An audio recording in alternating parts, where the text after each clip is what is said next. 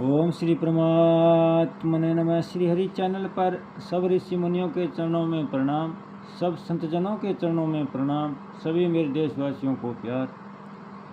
इस वीडियो को आप पूरा सुने। इस वीडियो को सुनने वाले मेरे देश के हर कोने में घरों में बैठी मेरी माताओं के चरणों में चरण स्पर्श करता हूँ, बहनों भाइयों को प्यार करता हूँ। ये वीडियो श्री कृष्ण अर्जुन संवाद का है। जब महाभारत युद्ध में अर्जुन धर्म संकट में था, तनाव में था, चिंताओं से घिर गया था, तब भगवान ने गीता का ज्ञान उपदेश देकर उन्हें धर्म संकट से बाहर निकाला और विजयश्री का ताज पहनाया। इसलिए यह वीडियो सुनने मात्र से मानसिक तनाव, चिंताग्रस्त, शारीरिक तनाव से मुक्ति मिलेगी। इसलिए आप सब श्रोतागण से मेरी विनती है, इस वीडियो को सुप्रभात में पुण्य का भागीदार बनकर जन कल्याण में अपना सहयोग देवें। वीडियो को ज़्यादा से ज़्यादा शेयर करें।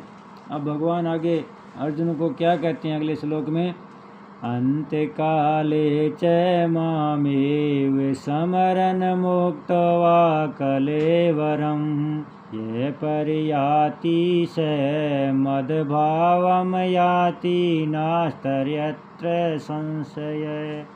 जो मनुष्य अंतकाल में भी मेरा स्मरण करते हुए शरीर छोड़कर जाता है, वह मेरे स्वरूप को ही प्राप्त होता है, इसमें संदेह नहीं है। अंतकाले च मामेव याति नास्त्यत्र संशय। अंतकाल में भी मेरा स्मरण करते हुए जो शरीर छोड़कर जाता है, इसका तात्पर्य यह हुआ कि इस मनुष्य को जीवन में साधन भजन करके अपना उद्धार करने का अवसर दिया था, पर इसने कुछ किया ही नहीं। अब बेचारा यह मनुष्य अंतकाल में दूसरा साधन करने में असमर्थ है, इसलिए बस मेरे को याद कर ले तो इसको मेरी प्राप्ति हो जाएगी। महामेव स्मरण का तात्पर्य के सुनने, समझने और मानने में जो कुछ आता है वह सब मेरा समग्र रूप है। अतः जो उसको मेरा ही स्वरूप मानेगा, उसको अंतकाल में भी मेरा ही चिंतन होगा। अर्थात तो उसने सब जगह सब कुछ मेरा ही स्वरूप मान लिया। जो अंतकाल में उसको जो कुछ याद आएगा वह मेरा ही स्वरूप होगा, इसलिए वह स्मरण मेरा ही होगा। मेरा स्मरण होने से उसको मेरी ही प्राप्ति होगी। मद भावम कहने का तात्पर्य साधक ने मेरे को जिस किसी भिन्न अथवा अभिन्न भाव से अर्थात सगुण, निर्गुण, साकार, निराकार, द्विभुज, चतुर्भुज, नाम, लीला, धाम, रूप आदि से स्वीकार किया, मेरी उपासना की, अंत समय के स्मरण के अनुसार वह मेरे उसी भाव को प्राप्त होता है। जो भगवान की उपासना करते हैं वे तो अंत समय में उपास्य का स्मरण होने से उसी उपास्य को अर्थात मद भाव को प्राप्त होते हैं, परंतु जो उपासना नहीं करते उनको भी अंत समय में किसी कारणवश भगवान की किसी नाम, रूप, लीला, धाम आदि का स्मरण हो जाए तो वे भी उन उपासकों की तरह उसी मद भगवत भाव को प्राप्त हो जाते हैं।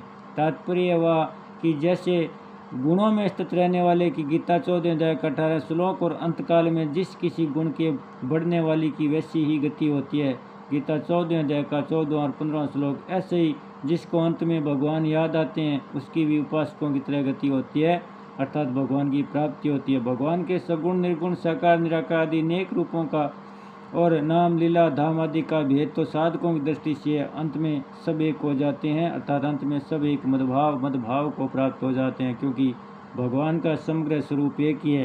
परंतु गुणों के अनुसार गति को प्राप्त होने वाले अंत में एक नहीं हो सकते, क्योंकि तीनों गुण सत्व, रज, तम अलग अलग है। अतः गुणों के अनुसार उनकी गतियाँ भी अलग अलग होती है।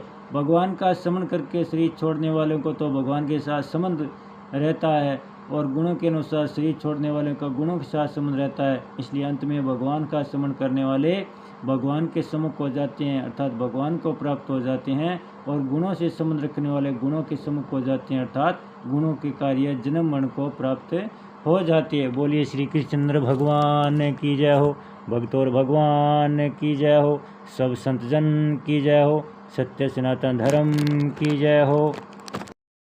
ओम श्री परमात्मने नमः। श्री हरि चैनल पर सब ऋषि मुनियों के चरणों में प्रणाम, सब संतजनों के चरणों में प्रणाम, सभी मेरे देशवासियों को प्यार। इस वीडियो को आप पूरा सुने। इस वीडियो को सुनने वाले मेरे देश के हर कोने में घरों में बैठी मेरी माताओं के चरणों में चरण स्पर्श करता हूँ, बहनों भाइयों को प्यार करता हूँ। ये वीडियो श्री कृष्ण अर्जुन संवाद का है। जब महाभारत युद्ध में अर्जुन धर्म संकट में था, तनाव में था, चिंताओं से घिर गया था, तब भगवान ने गीता का ज्ञान उपदेश देकर उन्हें धर्म संकट से बाहर निकाला और विजयश्री का ताज पहनाया। इसलिए यह वीडियो सुनने मात्र से मानसिक तनाव, चिंताग्रस्त, शारीरिक तनाव से मुक्ति मिलेगी। इसलिए आप सब श्रोतागण से मेरी विनती है, इस वीडियो को सुप्रभात में पुण्य का भागीदार बनकर जन कल्याण में अपना सहयोग देवें। वीडियो को ज़्यादा से ज़्यादा शेयर करें। अब भगवान आगे अर्जुन को क्या कहते हैं अगले श्लोक में, अंत काले च मामेव समरन मुक्त्वा कलेवरम ये परियाति स मद्भावम याति नास्तर्यत्र संशय। जो मनुष्य अंतकाल में भी मेरा स्मरण करते हुए शरीर छोड़कर जाता है वह मेरे स्वरूप को ही प्राप्त होता है, इसमें संदेह नहीं है। अंतकाले च मामेव याति नास्त्यत्र संशय। अंतकाल में भी मेरा स्मरण करते हुए जो शरीर छोड़कर जाता है, इसका तात्पर्य यह हुआ कि इस मनुष्य को जीवन में साधन भजन करके अपना उद्धार करने का अवसर दिया था, पर इसने कुछ किया ही नहीं। अब बेचारा यह मनुष्य अंतकाल में दूसरा साधन करने में असमर्थ है, इसलिए बस मेरे को याद कर ले तो इसको मेरी प्राप्ति हो जाएगी। महामेव स्मरण का तात्पर्य के सुनने, समझने और मानने में जो कुछ आता है वह सब मेरा समग्र रूप है। अतः जो उसको मेरा ही स्वरूप मानेगा उसको अंतकाल में भी मेरा ही चिंतन होगा। अर्थात तो उसने सब जगह सब कुछ मेरा ही स्वरूप मान लिया। जो अंतकाल में उसको जो कुछ याद आएगा वह मेरा ही स्वरूप होगा, इसलिए वह स्मरण मेरा ही होगा। मेरा स्मरण होने से उसको मेरी ही प्राप्ति होगी। मद भावम कहने का तात्पर्य साधक ने मेरे को जिस किसी भिन्न अथवा अभिन्न भाव से